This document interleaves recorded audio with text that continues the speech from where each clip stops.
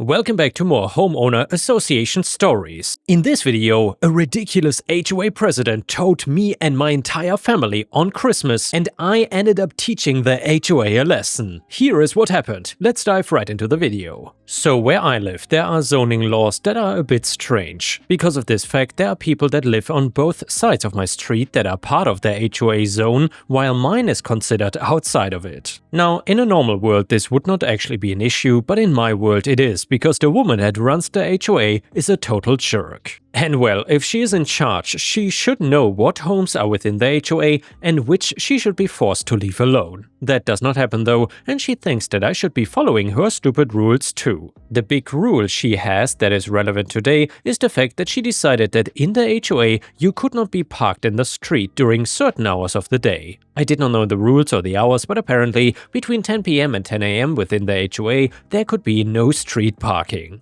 Now, I don't want to go into a full rant about why that rule is stupid. I think anybody with a brain can see the immediate problem in stopping street parking. Last Christmas, I had family come over very early in the morning. We wanted to do a big early morning gift-giving thing and then just spend the day relaxing and enjoying each other's company. My parents came, my siblings and their kids came too. My kids got to wake up, come down the stairs and see the family they loved waiting for them along with a mountain of gifts to open. We were having an amazing morning watching and taking photos and videos of the kids with each gift they opened. Of course, us adults also had some to open and were just as excited and happy. Nobody was even thinking that we should be checking on the cars outside. I guess if we had just one neurotic member of the family, we would have noticed that all the cars had been towed away. It actually took hours before we learned about this fact, and at first we thought it was just mass Grand Theft Auto. The HOA must have been really in the Christmas spirit because they were nice enough to leave a gift of their own for us. It was a letter detailing that they had towed our cars away with all the information about it within it. Now, as you can imagine, every adult was panicking about their cars being gone. My mother was the one questioning me and asking why I had them park on the street if it was against the rules. Once I went through explaining the zoning and the fact that I was not even in the HOA and that I would get it all sorted out, did everybody finally calm down. And I could not blame them for being upset with cars gone and some having long drives back or other obligations or plans for the holidays. Even my family had plans that night to go see my wife's side of the family. Due to it being Christmas morning, I had no way to contact the HOA president and demand that she gets my cars back. Instead, I called the towing company and had to pay them $2,400 in towing fees and extra for it being a holiday to get all the cars out of impound. I paid for it since I did not want my family to suffer, and I planned to try and get the money back from the HOA. After the holidays, I tried to contact the HOA about what they did, but was having a lot of trouble just getting them to admit that they messed up and to give the money back. According to them and their stupid bylaws, if I got the cars out of impound myself, it would absolve the HOA of any wrongdoing.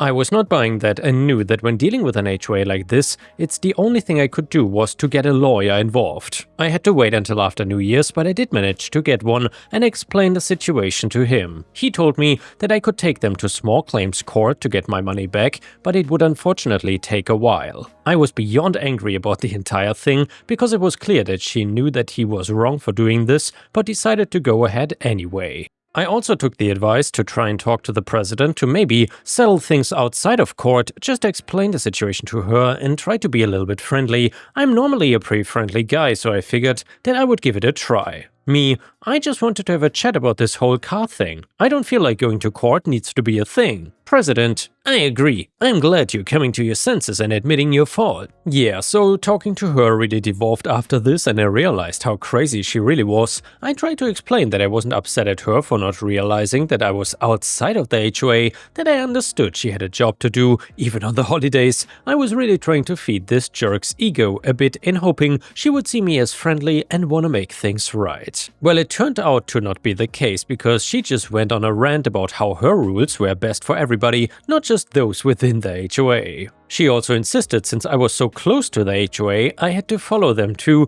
or everybody would start breaking the rules and there would be chaos. She left it off basically telling me that I deserved to lose more money after pulling that stunt. I guess to her, a few cars parked in the street would lead to riots and mass casualties or some other insane apocalyptic scenario. I was gonna be stuck waiting for the court system to do its work, but at this point it did not feel like enough for me. Sure, I wanted the money back, but I mainly wanted her to feel like that she learned a lesson. Maybe it's petty for a grown man to want revenge, but I wanted it and planned to get it. The first step was keeping a bit of an eye on her to see if I could catch her doing anything. Well, it turns out this part was easy because every month at the HOA meeting, the president would park her car right across the street from the building. Well, the thing was that across the street was a clearly marked fire lane. Other board members followed her suit. I learned later that she convinced them it was okay to park there and nothing bad would end up happening to them. I waited until the next meeting when everybody was illegally parked and busy inside. I then called the city to inform them that the entire fire lane was being blocked by cars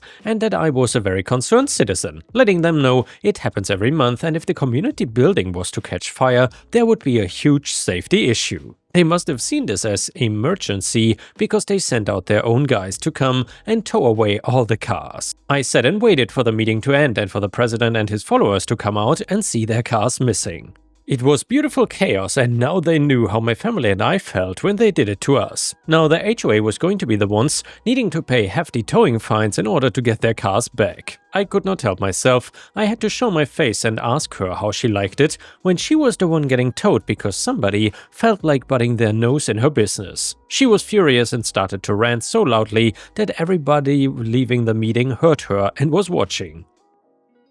We now had an audience and I was not gonna let it go to waste. I told everybody what she had done to a non-HOA member and that they should all take a good look at any fines they got because I believed that she was overstepping his rights. The people seemed disgusted at how heartless she was and I heard people murmuring about other things she had done. Like how they got fined for things that she and the board members had been able to do with no consequences. I did not mean for this to become a bit of a town riot, but it did, as people were now demanding that she step down along with the board members that followed her blindly. It was becoming such a mess, and since the meeting I guess was never officially adjourned, they were able to start a vote. It did not end because I guess they noticed the cars and left before officially ending anything. The vote was to kick out the president and elect new members, and no matter what she said to try and stop things, she was voted out. The entire time she was glaring at me as if I planned it this way and the entire thing was a huge plan orchestrated by me. Honestly, I wish I was that creative to be able to do something like that. I just wanted the towing and her to have to pay like I did. After the new board was instated, they reached out to me wanting to make things right. They used their own rules to not only get me the money back, but forced the president to pay for it. So I avoided needing to wait actually longer and go through the courts in order to get it. I was really happy and thanked them for helping me. Now, before I did my big move, I actually did research and I didn't end up needing that research that showed the zoning and what blocks might be accidentally believed to be part of the HOA. And yes, while I did not need this personally, I felt like it was a shame to go to waste, so I gave it to the new HOA, and it turns out the map they were left was intentionally wrong. So they were happy to get an accurate map. As for the former president, she was now hated but with no power. People kept calling her names and asking her if she had towed any cars lately. It was fun to watch, but I guess it got too much for her. She moved away, and honestly, with her gone, things in general seemed to be better. And yeah guys, if you would have been in OP's shoes and would be harassed by an HOA like that, let me know in the comments what you would have done. Either way, now let's continue with a fantastic nuclear revenge story. And before we start, please don't forget to like the video, because that would help me tremendously. So my old boss, beloved by all, left the company last year. While they were trying to find a replacement, upper management decided that the person in charge of another department should be our boss, for the time being of course. This person, let's call her Dinah, does not have a single iota of what anyone on this team does, nor does she want to learn what we do. Fine, whatever, just let me do my work, get my money, and leave me alone. And by the way guys, if you're curious why my voice sounds a little bit bad at the moment, there's a super big storm outside, so it's really loud outside, and I'm trying my best to reduce the noise. Anyway, this issue comes in when she suddenly decides that we are disrespecting her with everything we do. Not early enough to a meeting? 15 minutes is her latest earliest. Disrespect. Have to step away to use the restroom? Disrespect. Take your PTO that's offered by the company? Disrespect. Finally, I have enough and start documenting every instance with proof and witnesses into a massive Excel sheet. At this point, sure, it's annoying and I'm passively looking for new work, but I've dealt with worse. The breaking point for me came during my yearly review. This is the first and hopefully only time I've ever been put on a PIP plan. I was told repeatedly that I was lazy and disrespectful, despite several clients providing positive feedback and me working until 22 o'clock most nights, but I keep quiet, I toe the line until I have a new job, and then I let the floodgates open. Now, something important to note is that while our former boss was great, we were not all gonna quit in solidarity with her, but me, well, that's a bit of a different story. In addition to my job, I also work to make my coworkers' jobs easier too. I was kind of the glue holding that entire team together, so when I quit, everyone else on my team did as well. And what did our team do, you might ask? Well, we supplied a service that brought in the majority of the revenue.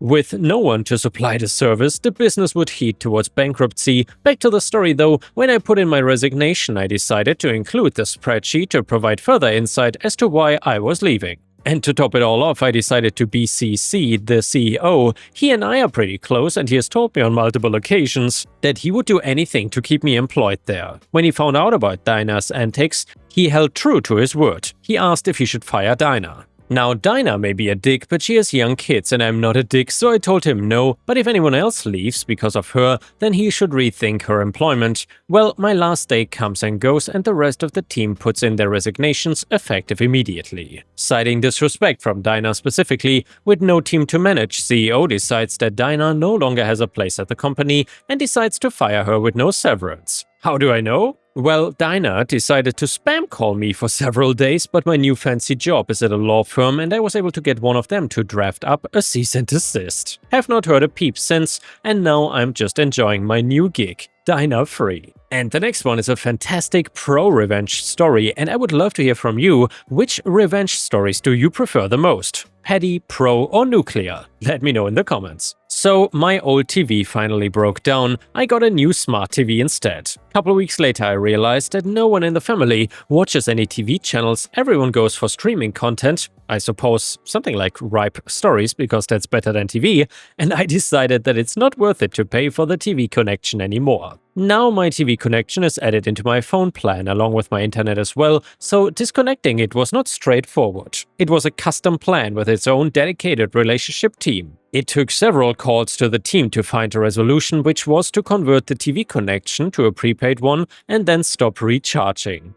After the conversion was done, I got a few messages for a few weeks to recharge and then finally a message to return the set-top box. I responded to that and in a few days, the box was collected from my place. Good riddance, or so I thought. Well, next started calls from random call centers for recharging. It felt different from the dedicated relationship team, that's for sure. I googled and found out that this had become the practice in my country. The company had outsourced this part of the support to a third party, and they simply checked from the printed database about people who had a connection but did not recharge last month. Since my disconnection was in the middle of the month and their printed database was from the beginning, they did not have this updated info. I tried my best to inform them about this, but to no avail. I started talking to the callers, informing them of the fake problem my TV was having, connecting to the set-top box, and that multiple support requests have fallen on deaf ears. Also started recording the calls. Third caller took it seriously and booked tech support, got a call from a field tech within hours, he came by,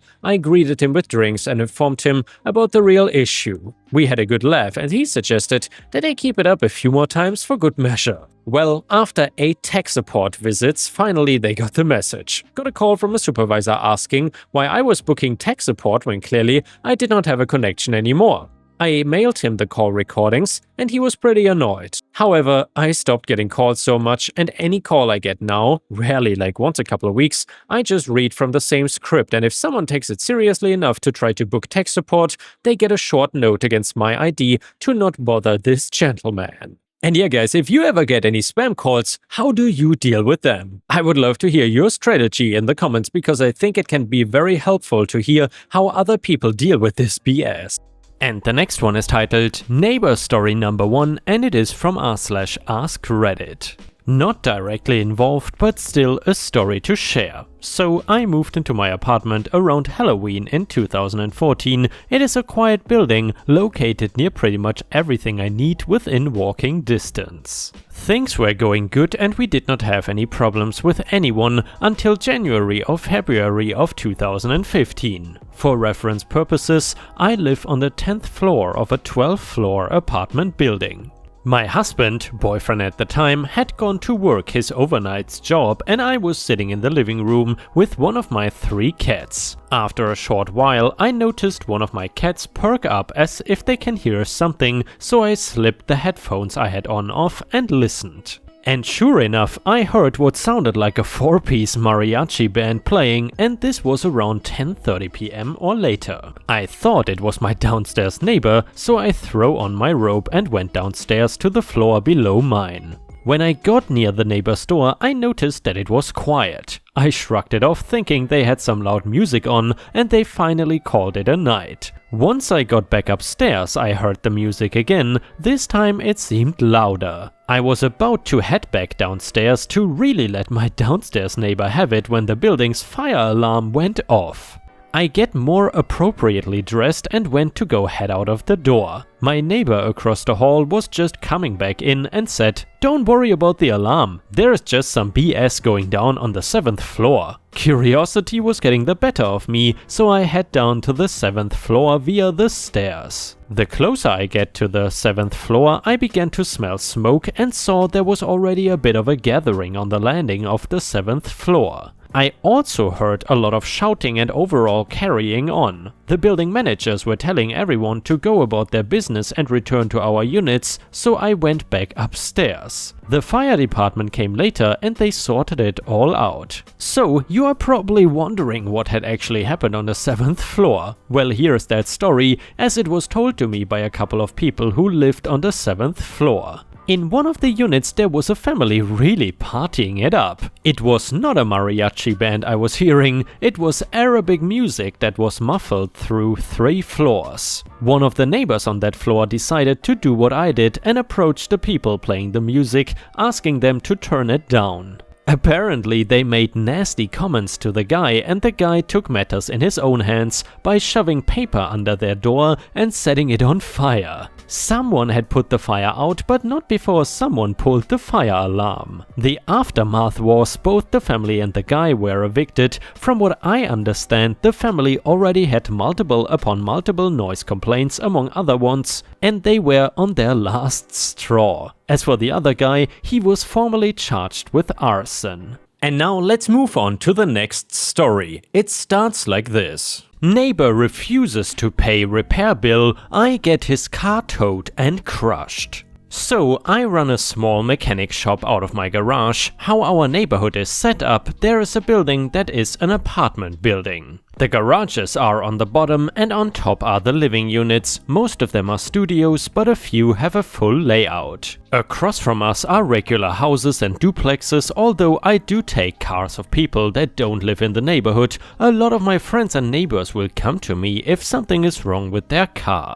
I will give them a good price and if needed I can work out a payment plan with them. And I really did not mind either. After all, I took care of 3 kids and my wife at one point solely on my own income. My kids are grown and in college now, but the point is that I know what most people's priorities are and how hard it can be sometimes. Plus, it's not like we lived in the wealthiest neighborhood. I had a good relationship with a lot of people too through my little mechanic business. So, onto the juicy part of the story. A gentleman came in with a pretty nice car. I had recognized the guy as he lived in one of the houses across the street. I did not recognize the car though, and upon talking to the guy, he had bought it used and was excited to get it on the road. However, it needed some transmission work and he said he always saw me working on cars, so he thought he would give it a shot. Of course, I agreed. I was never one to turn down a job. So I began working on his car a couple of days later after he dropped it off. His entire transmission had to be removed, disassembled and reassembled. There were some small parts missing as well, but he had agreed to pay $1,500, so I replaced those for free. Anyways, it was a long process, but of course it puts food on the table for my wife and I, so it was worth it. I finished working on his car, and when I call him up to tell him his car is ready, I gently remind him of the price we agreed to pay. He had told me that something came up at work and that he could only pay $400 now, and he would pay the rest of the money in a couple of weeks. Of course, I would have loved to get the entire payout right there, but I also completely understand and told him that it was no problem. So he gets his car, pays $400 in cash outright, and says he will let me know when he is going to pay the rest. I told him no problem and to enjoy riding around in his new car. He seemed friendly, and I never heard anything about him from our neighbors. Anyways, so a few weeks pass and I don't hear anything from this guy. I was going to call him one day, but he calls me and tells me that he is having some emergency family problems and had to use most of his paycheck for medical purposes. Of course, I felt for the guy, so I told him to call me back in 1 to 2 weeks and we would figure something out. Well, guess what? Weeks go by and nothing. By now it was almost 2 months after I fixed his car up for him, and as much as I wanted to be patient and understanding, this was starting to sound fishy. So I call him and ask him straight up when he thinks he's going to pay me the rest of the money. I kid you not, this guy is telling me that he won't pay the rest of the bill. At first I thought something was wrong with the car, but no, he tells me that he figures he has the car now and it is running, so why pay the rest of the money? I was pissed. What kind of thinking is that, and why did he feel so confident in telling me that? We went back and forth for a few minutes before I realized that he really was not going to pay it. Unluckily for him, I knew where he lived and I had documentation of his car and license plate number. So I called up a buddy of mine that works at a towing company and I told him to come tow his car and take it to the recycling center. I then called the recycling center and told them, hey, you're going to be getting a license plate XXX from XX Towing. When it gets there, I want you guys to crush and recycle it. Honestly, I was expecting to get in some kind of trouble for this, but how could someone just rack up a huge mechanic bill, pay half of it and then call it a day? Of course, once this guy found out, he was absolutely pissed. He showed up at my little garage the next day with police and everything. I was completely honest and told the police what happened and what I did. I even showed them documentation to prove I worked on his car and we agreed on a payment amount. Then the police officers informed the guy that technically the vehicle was relocated, not stolen, that the recycling center got recyclable materials, not stolen property, that the car no longer exists because it was recycled, and that the incident would be a civil matter, not a criminal matter. So of course, after this he decides to sue me. I was already surprised that the police did not get me in trouble, but according to them, I technically did not break the law. I told the judge the exact same thing that I told the police, and although I was sure to get at least a slap on the wrist, I got nothing. Oh my god, this was the best revenge of my life. The judge told my neighbor the exact same thing, and I was not charged of anything. So now not only did this guy lose money and a car, but he could not even do anything about it. Man, sometimes revenge is just too sweet. And before we end the video, we will read one last petty revenge story. It is titled, Catch Me If You Can. So I worked for a local authority, repairing grounds maintenance equipment from small hand push mowers to tractors, etc. One guy who used a large ride-on mowing machine would work at breakneck speed to cut his allotted areas as quick as possible so that he had finished them by Thursday. Unknown by us in the workshop and the local authority, on Friday he would go around on his huge mower, cutting for private cash-in-hand customers. So if he wrecked his mower midweek, often, he was always trying to get us to drop everything and then repair his. Annoying when once I was lying on a car creeper, he rushes into the workshop and pulls me out from under another machine I was repairing and tells me to leave that job and repair his. Then a week or so later, I found out about his Friday customers. I saw him pull up to the workshop with his broken machine and I hid, barely controlling my laughter as I could hear him from my hidey hole calling for me, that swiftly turned to screaming out in frustration. He went outside looking for me and I emerged and waved at him from the window. As he was dashing back into the workshop, I hit again. Repeated this twice more, and when he did confront me and threatened to tell the boss about my antics, I threatened to tell the boss about his. The purple-faced and fist clenched, he stormed off. I never told the higher-ups about his Friday sideline, but his machine never got priority again. And yeah guys, thank you for watching, please subscribe and I will see you again tomorrow.